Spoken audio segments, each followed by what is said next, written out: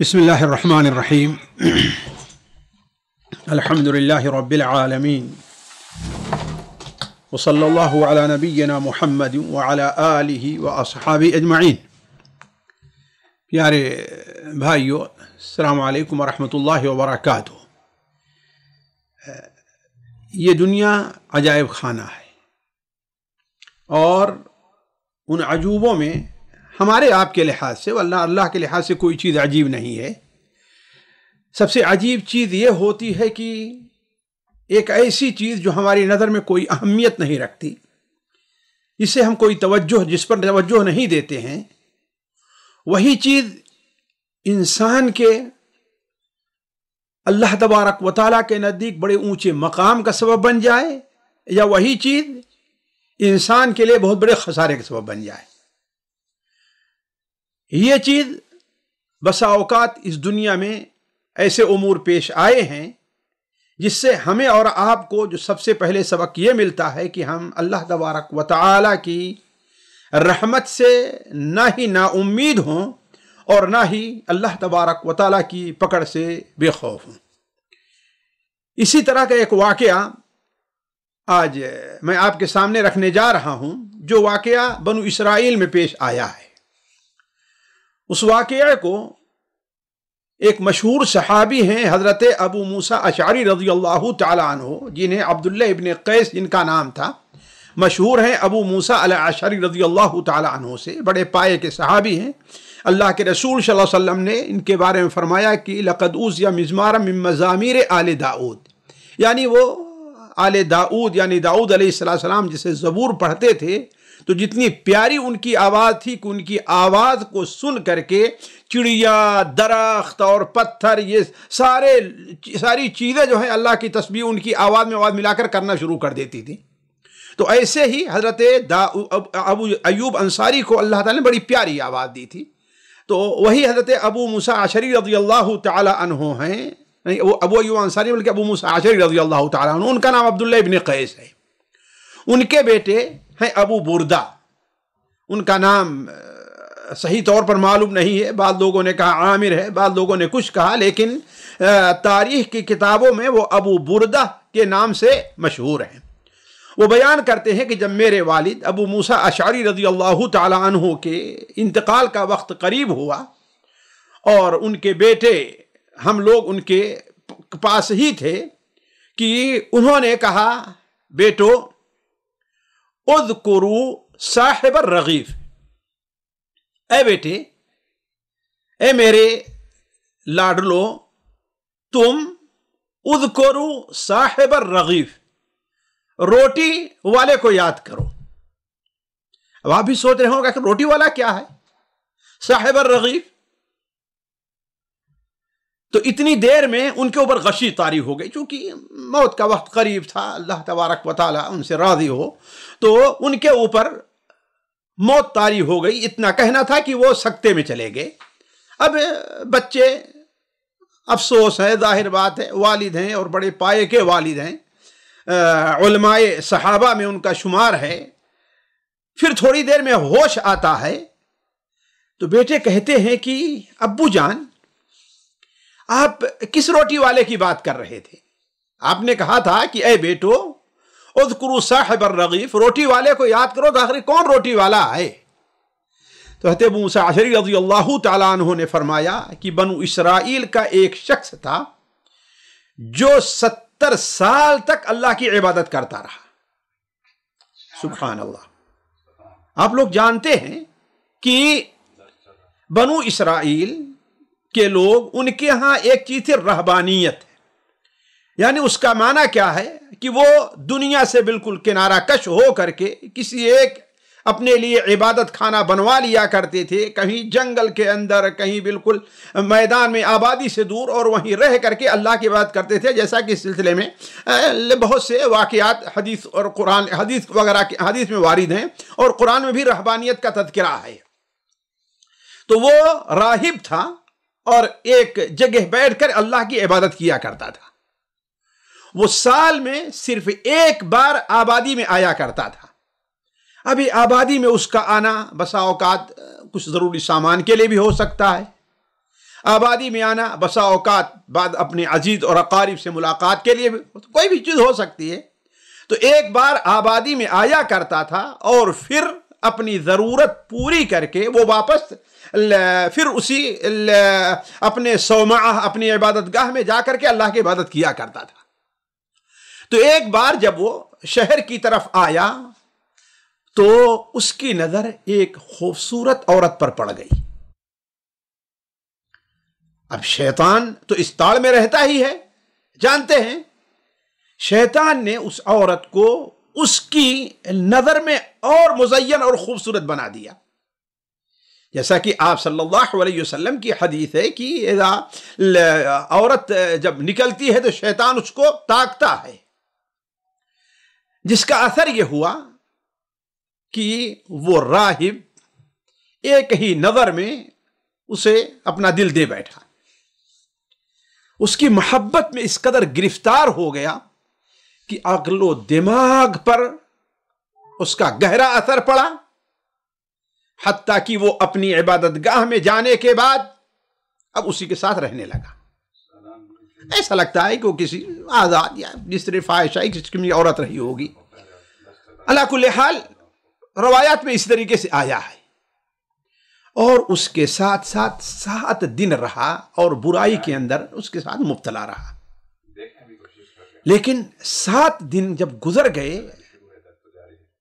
حضرت عبداللہ ابن مسعود کی ایک روایت شعب الایمان میں ہے، وہ بھی سلسلہ میں 6 رات کا ذکر ہے، لیکن اس روایت میں حضرت ابو موسیٰ اشعری نے بیان کیا اس میں 7 کا ذکر ہے۔ اسے اپنی غلطی کا احساس ہوا اور شرمندہ ہوا، اور بہت شرمندہ ہوا، اس قدر شرمندہ ہوا کہ اب اسے سمجھ میں نہیں آ رہا ہے کرے تو کیا کرے، وہاں سے بھاگ نکلا ہوا، کچھ دیر ادھر ادھر بھٹکتا رہا، پھر اپنی توبہ کے لیے کہ اللہ تعالیٰ اس کی توبہ قبول کر لے، وہ صحرا میں جا رہا ہے، بس اپنی جگہ نہیں جا رہا اور آبادی میں نہیں جا رہا، نکل گیا ہے صحرا میں، ایک قدم رکھتا اور اللہ کے لیے سجدہ کرتا، یعنی وہ نماز پڑھتا، ایک قدم رکھتا اور سجدہ، اسی طریقے سے تاکہ اپنے اس گناہ کو وہ دھو دے۔ چلتا رہا چلتا رہا چلتا رہا کہ اسے ایک اونچی سی جگہ دکھائی دی، جس کے اوپر دیکھا کہ کچھ لوگ بیٹھے ہوئے ہیں، اور وہ 12 عدد ان کی تھی، اور وہ سارے کے سارے مسکین اور فقیر تھے، ایک جگہ ہے اسی پر بیٹھے ہوئے تھے۔ یہ شخص بے کھائے پیے کتنے دن سے پیدل چل رہا ہے، ایک ایک رکعت ایک قدم پر نماز پڑھتا ہے، سجدہ کرتا اللہ تعالیٰ کو، اور اسی میں مت چلا جا رہا ہے، یہاں تک کہ تھکان کی وجہ سے اور بھوک پیاس کی وجہ سے اب اس کے پاس تاب نہیں رہ گئی، اس نے جا کر کے ان میں سے دیکھا ادھر 2 ادھر بیٹھے ہیں، 2 ادھر 2 ادھر 4 ادھر، ان میں کہیں 2 تھے، ان میں جا کر خود بھی پڑ گیا، انہیں کے درمیان میں جا کر کے بیٹھ گیا یا لیٹ گیا، حدیث میں ہے کہ پڑ گیا، رما بنفسہ، اپنے آپ کو اس میں ڈال دیا۔ ان 12 جو مسکین تھے ان کا قصہ یہ تھا کہ قریب ہی میں کوئی راہب رہا کرتا تھا، عبادت گزار دوسرا، وہ روز آنا ان مسکینوں کو ایک ایک روٹی یعنی 12 روٹیاں ان کو دیا کرتا تھا۔ تو جب شام ہوئی، اور یہ شام کا وقت تھا، بیچارہ جو یہ پہلا راہب جس سے گناہ ہوا تھا، اب یہ تھکا ہوا شام کو جب ان کے درمیان میں چلا گیا تو وہ بھی فقیر تھے، کیوں ہٹانا ہے اس کو۔ جب شام ہوئی یا رات ہوئی اور راہب کی طرف سے ان کو روٹیاں دینے کا وقت آیا، تو روز آنا کے لحاظ سے اس نے 12 روٹی بھیجی۔ اب لانے والا ایک ایک روٹی کر کے تقسیم کرتا گیا، تو درمیان میں یہ شخص بھی تھا، اسے بھی ایک روٹی مل گئی۔ اب آخر میں جو شخص تھا اسے کوئی روٹی نہیں مل رہی ہے، تو وہ کہتا ہے کہ میرا حصہ کیا ہو گیا، میں یہاں کتنے دن سے ہوں، مجھے روزانہ ایک روٹی ملتی ہے، آج میری روٹی کہاں گئی؟ تو وہ شخص کہتا ہے کہ دیکھو، نہ تو میں روٹی کم لے کر کے آیا ہوں اور نہ ہی ہم نے کوئی روٹی چھپائی ہے، روٹی بھی پوری لے کر کے آیا ہوں، اور کوئی روٹی چھپائی نہیں، ہم تمام لوگوں کو ہم نے دے دیا ہے، وہ کہتا ہے تو پھر میرے حصے کی روٹی گئی کہاں؟ اس لیے کہ اس نے بھی توجہ نہیں دی اور اس نے بھی دیکھا نہیں کہ آج 12 کے بجائے 13 لوگ ہو گئے ہیں، یہاں تک کہ ان دونوں میں تکرار ہونے لگی۔ اس نے کہا اچھا یہ دیکھو کسی کے پاس 2 روٹی تو نہیں چلی گئی ہے، اس لیے کہ روزانہ کے لحاظ سے میں گن کر کے 12 روٹیاں لایا ہوں۔ اب شمار کرنے دیکھنے لگے، سب پاس ایک ایک روٹی ہے۔ اس اللہ کے بندے کے اس وقت ذہن میں یہ بات نہیں آئی کہ شمار کر لیتا آج کوئی زیادہ تو نہیں، آخر روٹی کم کیوں ہو رہی ہے؟ 2 ہی وجہ ہوگی، یا تو کوئی ایک آدمی زیادہ ہے یا پھر کسی کو 2 روٹی ملی ہے۔ جب کسی کو 2 روٹی نہیں ملی ہے تو اس کا مطلب کوئی آدمی زیادہ، اس کے ذہن میں یہ بات نہیں آئی۔ اللہ کا جو فیصلہ ہوتا ہے، آخر میں پھر وہ جس کو نہیں ملی تھی اس سے بھڑ گیا، یہاں تک کہ تکرار میں اس نے قسم کھا لی کہ آج میں تجھے روٹی نہیں دوں گا۔ عجیب، وہ راہب جو توبہ کر کے ادھر سے آ رہا تھا، توبہ کرتے ہوئے نکلا تھا، اس نے دیکھا کہ میری وجہ سے 2 آدمی میں بلا وجہ تکرار ہو رہی ہے، اور اصل میں یہ روٹی بھی اسی کا حصہ ہے۔ حالانکہ اگر دیکھیں تو فقیروں میں وہ بھی تھا، اس کو بھی آتا، اور وہ بھوکا ہے، پیاسا ہے بیچارہ، کس قدر اسے اس روٹی کی لالچ رہی ہوگی۔ لیکن اس نے کہا کہ اصل یہ روٹی آئی کس کے لیے؟ دوسرے کے لیے ہے، لہذا اس نے کہا بھائی یہ تمہاری روٹی ہے، یہ تمہارا حصہ ہے، یہ تم اپنی روٹی لے لو۔ اب جب اس کو روٹی دے دیا تو چونکہ تھکا ہوا تھا، دل ایسے ہی اس کا بالکل پریشان تھا، زخمی ہو چکا تھا، بغیر کچھ کھائے پیے کرنا یہ کہ رات ہی صبح ہوتے ہوتے اس کی وفات ہو گئی۔ تو جب اللہ تبارک و تعالی کے نزدیک اس کا حساب کا وہ معاملہ آیا، تو جب حساب کیا جانے لگا تو اس کی 70 سال کی عبادت پر وہ 7 دن کا گناہ بھاری ہو گیا۔ ساتھیوں دیکھیں، گناہ کبیرہ جس پر ہم توجہ نہیں دیتے، 70 سال کی عبادت پر یہ 7 دن کا گناہ بھاری ہو گیا۔ لیکن جب اس روٹی کو، ایک روٹی کو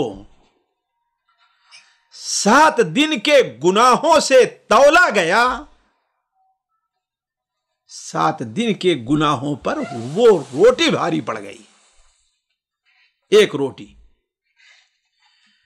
اور یہی روٹی، ایک روٹی اس کے نجات کا سبب مل گئی۔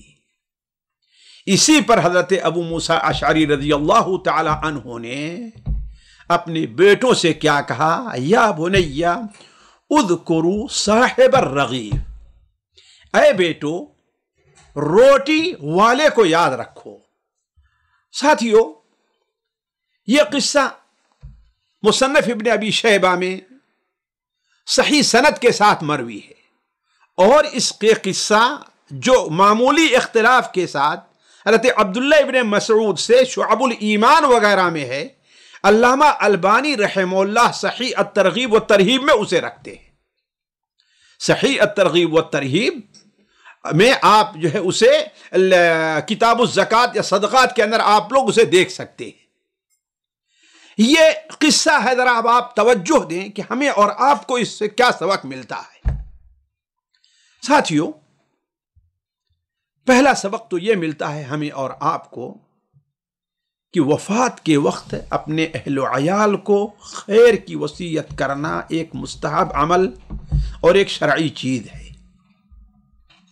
جس سلسلے میں ہم اور آپ بہت کوتاہ ہیں۔ ہم میں سے جو کوئی دنیا کے بارے میں وصیت کرتا ہے، لیکن خیر کی وصیت، شریعت کے پاکا پابند رہنے کی وصیت، اللہ تعالیٰ پر اعتماد اور توکل کی وصیت کم ہی لوگ کرتے۔ دوسری چیز ساتھیوں، وفات کا وقت آئے تو انسان کو اللہ تبارک و تعالی کے بارے میں حسن ظن رکھنا چاہیے جیسا کہ حضرت جابر بن عبداللہ کی روایت ہے کہ نبی کریم صلی اللہ علیہ وسلم نے اپنی وفات سے 5 دن پہلے آپ صلی اللہ علیہ وسلم نے کہا لا یموتن احدکم الا وهو یحسن الظن باللہ. وفات سے پہلے جب کسی کا آئے تو ہر آدمی کو اللہ کے ساتھ حسن ظن رکھنا چاہیے. یعنی حضرت ابو موسیٰ اشعری رضی اللہ تعالی عنہ نے ایسے موقع پر اس کو کیوں ذکر کیا کہ انسان وفات کے وقت ایسے وقت میں اب یہ چاہیے کہ اللہ تعالیٰ کی رحمت کی امید ہے. انشاءاللہ اللہ تبارک و تعالی ہمارے ساتھ اب خیر کا معاملہ کرے گا.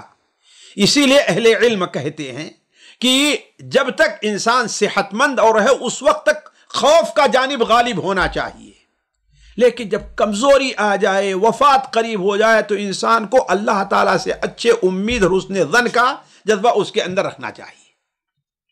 اسی لیے علماء کہا کرتے تھے کہ اگر کسی کا بڑھاپا ہے، وفات کا وقت ہے، تو ایسے موقع پر اسے اس کے نیک اعمال یاد دلائے جائیں تاکہ وہ اللہ تعالیٰ کے بارے میں حسن ظن کا شکار ہو. اللہ تعالیٰ نے فرمایا انا عند حسن ظن عبدی بھی، میں اپنے بندے کے گناہ کے مطابق ہوں، گمان کے مطابق ہوں کہ میرے بارے میں کیا گمان کرتا ہے. تیسرا فائدہ قصوں کی اہمیت. ساتھیوں، قصوں کے ذریعے نصیحت بڑی مفید ہوتی ہے کیونکہ قصہ انسانی ذہنوں پر اپنا ایک اثر رکھتا ہے اور کسی بات کو سمجھنے میں اس سے بڑی آسانی ہوتی. اسی لیے آپ دیکھیں قرآن مجید میں اللہ تبارک و تعالیٰ نے بہت سے قصوں کا ذکر کیا ہے. قرآن مجید کا ایک بہت بڑا حصہ قصوں کے اوپر مشتمل ہے، اور شاید اسی لیے حضرت ابو موسیٰ اشعری رضی اللہ تعالیٰ عنہ نے اپنے بچوں کے سامنے وصیت کے موقع پر اس قصے کو یاد دلایا، قصے کا ذکر کیا. چوتھا فائدہ ساتھیوں، عورتوں کا فتنہ بڑا شدید ہوتا ہے، بہت سخت ہوتا ہے. اچھے اچھے عقل مند، اچھے اچھے سمجھدار اور اچھے اچھے پرہیزگار لوگوں کی پرہیزگاری اور عقل وہاں پر معیوف ہو جاتی، کام نہیں کرتی. تبھی تو اللہ کے رسول صلی اللہ علیہ وسلم نے ارشاد فرمایا کہ ما رأیت من ناقصات عقل و دین، ایسی ذات جس کی عقل بھی کم ہے، جس کے دین میں بھی کمی ہوتی ہے، لیکن ایک عقل مند سمجھدار انسان کی عقل کے اوپر حاوی ہو جائے، یہ عورت کے علاوہ کسی اور چیز کو ہم نے نہیں دیکھا. اور آج بھی آپ مشاہدہ کرتے ہوں گے کہ عورت کس قدر اگر کسی کے ذہن پر حاوی ہو جاتی ہے تو وہ کس طریقے سے بڑے سے بڑے گناہ حتیٰ کہ قتل سے بھی پرہیز نہیں کرتا ہے، حتیٰ کہ اپنے عزیز اقارب والدین کے قتل سے بھی اپنے آپ کو بچا نہیں پاتا ہے اگر عورت کا اس کے اوپر قبضہ ہو جائے تو. اسی لیے قرآن مجید میں جہاں پر عزیز مصر کا یہ قول نقل کیا گیا، ذرا غور سنیں. قال انہ من کیدکن ان کیدکن عظیم. حضرت یوسف علیہ السلام کے واقعے میں کہا کہ تمہارا مکر ہے اور تمہاری چال بہت بڑی ہوا کرتی ہے، جبکہ شیطان کے بارے میں اللہ نے کیا بیان فرمایا ان کید الشیطان کان ضعیفا، شیطان کی قید اور مکر کیا ہے، وہ کمزور ہے. جبکہ عورت کے بارے میں کیا ہے، ان کیدکن عظیم، تمہارے قید تمہارا مکر کیا ہے، وہ بہت ہی بڑی چیز ہے. اسی لیے آپ دیکھیں گے تعجب نہیں کرنا چاہیے کہ اسلام نے اس بارے میں اگر سخت حدود اور قیود رکھی ہیں، جیسے عورتوں کو پردے کا حکم دیا ہے، مرد و زن کے اختلاط سے منع فرمایا ہے، ایک مرد عورت جو غیر محرم ہے ان کو خلوت سے منع فرمایا ہے، عورتوں کو تنہا سفر سے منع فرمایا ہے، حتیٰ کہ اللہ کے رسول صلی اللہ علیہ وسلم نے عورتوں کے فتنے سے خصوصی طور پر امت کو منع فرمایا ہے. صحیح مسلم میں روایت ہے ان الدنیا حلوۃ خضرہ، دنیا میٹھی ہے جو کھانے میں چکھنے میں اچھی لگتی ہے، وخضرہ اور ہری بھری ہے جو آنکھوں کو دیکھنے میں اچھی لگتی ہے. واللہ مستخلفکم فیہا، اللہ تمہیں اس دنیا میں جگہ دے رہا ہے مسلمانوں. فینظر کیف تعملون، تو دیکھے گا کہ قیامت دن تم کیسا عمل کرتے ہو. لہذا فاتقوا الدنیا واتقوا النساء، تم دنیا سے بچنا اور عورت سے بچنا. اس لیے کہ بنو اسرائیل کے ہلاکت کا سب سے پہلا سبب، بڑا سبب کیا رہا؟ وہ عورت رہی۔ اسی طریقے سے ساتھیوں، پانچواں فائدہ، شہوت انسان کے اندر اللہ نے جو رکھی ہے، چاہے منصب کی ہے، مقام کی ہے، عہدے کی شہوت ہے، یا مال کی ہے، یا عورت سے متعلقہ شہوت ہے، اس کا نشہ بڑا ہی سخت ہو جاتا ہے، حتیٰ کہ انسانی عقل پر اس قدر قبضہ کر لیتا ہے کہ اس کی قوت سمجھ بالکل چھن جاتی ہے، جیسا کہ اس میں واقعے میں آپ نے دیکھا کیسا ہے۔ اس لیے اس سے پہنا بچنا چاہیے، جیسا کہ ہمارے ایک اردو اہل شاعر نے کہا ہے، نہ کہنا مانیے زن کا اگرچہ حور پے کر ہو، کہ فٹکارا گیا بلعام زن مکار کے باعث۔ اور یہ وہ واقعہ ہے بلعام کا جو جس کی طرف سورہ اعراف کے اندر اشارہ ہے۔ چھٹا فائدہ ساتھیوں، صدقہ کی فضیلت اور اہمیت، کہ وہ بلاؤں کے ٹالنے میں اور مشکل وقت میں بندوں کی دستگیری اور مدد کرنے میں بہت بڑا رول ادا کرتا ہے، جیسا آپ نے اس وقت دیکھ لیا ہے۔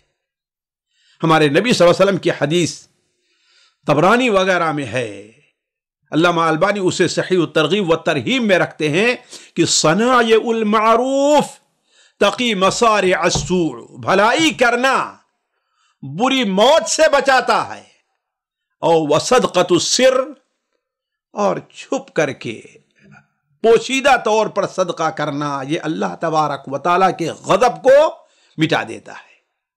ساتواں فائدہ، نیک اعمال پر اترانا نہیں چاہیے، کیونکہ جب تک انسان کی زندگی ہے ان اعمال پر کوئی نہ کوئی آفت آ سکتی ہے۔ اللہ تعالیٰ حفاظت فرمائے۔ یہ شخص 70 سال تک اللہ کی عبادت کرتا رہا، ظاہر بات تورات کی تلاوت بھی کرتا رہا ہوگا، ذکر اذکار بھی کرتا رہا ہوگا، نماز بھی پڑھتا رہا، سب کچھ کرتا رہا ہوگا، لیکن آخر میں ذرا دیکھیں آپ، 7 دن پہلے، 8 دن پہلے اس کے ساتھ کیا معاملہ ہوا کہ اس کے سارے اعمال رائیگاں اور برباد چلے گئے۔ اور آپ صلی اللہ علیہ وسلم نے اس طرف خصوصی توجہ دلائی ہے۔ صحیح بخاری وغیرہ میں ہے کہ بندے کے درمیان، جنت کے درمیان صرف ایک بالشت کا فاصلہ رہتا ہے کہ تقدیر میں لکھا غالب آ جاتا ہے، وہ کیا ہے؟ گناہ کا کام کر کے جہنم کی طرف چلا جایا کرتا ہے۔ تو انسان کو اپنے نیک اعمال پر اترانا نہیں چاہیے، بلکہ اس کی حفاظت کی فکر کرنی چاہیے۔ 8واں فائدہ، کبائر، خصوصاً اکبر الکبائر جن میں زنا بھی شامل ہے، بڑی خطرناک چیز ہے ساتھیوں۔ انسان کو چاہیے کہ اپنے آپ کو اس سے بچائیں، ورنہ دیکھیں ایک کبیرہ گناہ زنا، جبکہ جانتے ہیں سود کھانا اس سے بڑا گناہ ہے، شرک اس سے بڑا گناہ ہے، نمازوں کا چھوڑنا اس سے بڑا گناہ ہے اللہ کے نزدیک، زکوٰۃ نہ دینا اس سے بڑا گناہ ہے، لیکن دیکھیے زنا کی وجہ سے 7 دن کا زنا 70 سال کی عبادت کے اوپر غالب آ گیا ہے۔ اب آپ دیکھیں آپ کتنی قبیح چیز ہے۔ اسی لیے ہر انسان کو اپنے آپ کو کبائر گناہ سے محفوظ رکھنا چاہیے۔ 9واں فائدہ، کسی بھی معمولی نیکی کو ساتھیوں حقیر نہیں سمجھنا چاہیے، کیونکہ کون سی نیکی کب اللہ تعالیٰ کو پسند آ جائے ہم اور آپ نہیں سمجھتے۔ ذرا سوچیں، میں صحیح بخاری ہی میں ہے نا کہ ایک شخص راستے میں جا رہا تھا، دیکھا کہ ایک ٹہنی ہے، ایک چھوٹی سی ڈال ہے جو کانٹے والی ہے، اس نے کہا اس سے کسی کو تکلیف پہنچ سکتی ہے، اسے کنارے کر دیا، اللہ نے اس کی قدر کی اور اس کو جنت میں داخل کیا۔ اور اس سے بھی عجیب صحیح بخاری اور مسلم میں جہاں ہو رہا ہے کہ وہ حدیث جو ہے کہ ایک فاحشہ زانیہ رنڈی جسے کہتے ہیں وہ ہمارا راستے میں جا رہی تھی، ایک کنویں سے پانی پیا، دیکھتی ہے کہ وہیں پر ایک کتا پیاس سے لہت رہا ہے۔ اس نے کہا جیسے مجھے پیاس لگی جیسے کتے کو بھی پیاس لگی ہے، لہذا واپس آتی ہے، برتن تلاش کرتی، کوئی برتن نہیں ملتا، اپنا چرمی موزہ نکالتی ہے۔ اگر ایسے سردی کا موسم رہا ہو کہ ذرا سوچیں موزے کو نکالنا اور بھگونا کتنا بھاری، لیکن ایک ہی اللہ تعالیٰ یہی قدر کرتا ہے۔ نکالا، اس میں پانی اس نے بھرا اور لے جا کر کے کتے کو پلا دیا، اللہ کو اس کی یہی نیکی پسند آ گئی، اسے معاف کر دیا۔ تو کتنی بھی چھوٹی ہونے کی تو اسے ہلکی نہ جان، رب کی بخشش کے لیے کوئی بہانہ چاہیے۔ اور ساتھیوں آخری فائدہ، متقی اور پرہیزگار لوگوں سے بھی گناہ سرزد ہونا ممکن ہی نہیں ہے بلکہ وارد ہے. اس لیے انہیں بھی اولاً اس سلسلے میں بڑے احتیاط سے کام لینا چاہیے. بڑے احتیاط سے کام لینا چاہیے، خاص طور پر ایسی چیزیں جو انسان کے اندر اللہ نے جس پر بڑی کمزوری رکھی ہے، خصوصاً عورت کا معاملہ ہے. اس لیے بزرگوں نے کہا ہے ساتھیوں کہ کسی عورت کے ساتھ غیر محرم خلوت اختیار نہ کرو، خواہ قرآن پڑھانے ہی کی نیت سے کیوں نہ ہو. نہیں، اس کے ساتھ خلوت نہیں. آپ اندازہ دیکھ لیں کیا ہوا اس کے ساتھ. دوسری چیز یہ ہے کہ ہمیں اس سلسلے میں ہمیں بھی احتیاط سے کام لینا چاہیے. اگر کسی سے ایسی حرکت سرزد ہو جایا کرتی ہے تو اب ہم اس کے اوپر لعن طعن کرنا، اس کو برا بھلا کہنا، اس کو مشہور کرنا، ہم کوئی امام مسجد ہے اس کے پیچھے نماز نہ پڑھنا، اسے امامت سے ہٹا دینا، یعنی ساری چیزیں ہم کرتے ہیں جس سے وہ اور برائی کے اندر واقع ہو جاتا ہے. اللہ کے رسول صلی اللہ علیہ وسلم پاس ایک شخص لایا گیا جس نے شراب پی تھی. آپ نے کہا جاؤ اس کی پٹائی کرو. کسی نے ہاتھ سے مارا، کسی نے جوتے سے مارا، کسی نے اپنے کپڑے کو چابک بنا کر کے مارا. تو جب واپس آئے تو ایک شخص نے کہا کہ اخزہ اللہ تعالیٰ اسے رسوا کرے. لیکن ہمارے نبی نے کیا کہا؟ لا تکونوا عون الشیطان علی اخیکم. تم اس کے لیے دعا کرو، اسے سمجھاؤ، نہ یہ کہ شیطان کی تم مدد کرو اپنے بھائی کے اوپر. تو کہنے کا مطلب یہ ہے کہ ہمیں اس کے خلاف کچھ آواز اٹھانے کے بجائے ہمیں اس کی لیے دعا، اس کو سمجھانا چاہیے تاکہ وہ دوبارہ یا مزید اس گناہ کے اندر واقع نہ ہو. بس اسی پر اپنی بات ہم ختم کرتے ہیں. اللہ تعالی ہمیں اور آپ کو حفاظت فرمائے، ہر قسم کے گناہ سے محفوظ رکھے، ہمارا آپ کا خاتمہ بالخیر کرے. والسلام علیکم ورحمۃ اللہ وبرکاتہ. سامعین کرام، ہمارے علمی اور عوامی دروس اور سوال و جواب کی مجلسوں سے آپ خود بھی مستفید ہوں اور اپنے دوست و احباب کے ساتھ بھی شیئر کریں. عین ممکن ہے کہ آپ کے شیئر سے کسی کی اصلاح اور آپ کے لیے صدقہ جاریہ بن جائے. واٹس ایپ پر اسلامک میسج حاصل کرنے کے لیے نمبر نوٹ فرمائیں: یعقوب عزیز 00966 5089 59707. واٹس ایپ سوال جواب گروپ میں ایڈ ہونے کے لیے نمبر نوٹ فرمائیں: عبدالسلام عمری 00966 502627 622. نمبر بھیجتے ہوئے نام اور پتہ ضرور لکھیں. اسی طرح ہمارے یوٹیوب چینل اسلامی دعویٰ کو ضرور سبسکرائب کریں تاکہ ہماری ہر نئی اور اہم ویڈیو کی اطلاع آپ کو فوری حاصل ہو جائے. تمام دروس، مقالات اور سوال و جواب سیریز کے لیے ہماری مشہور ویب سائٹ www.islamidawah.com کا مشاہدہ کرتے رہیں. السلام علیکم ورحمۃ اللہ وبرکاتہ.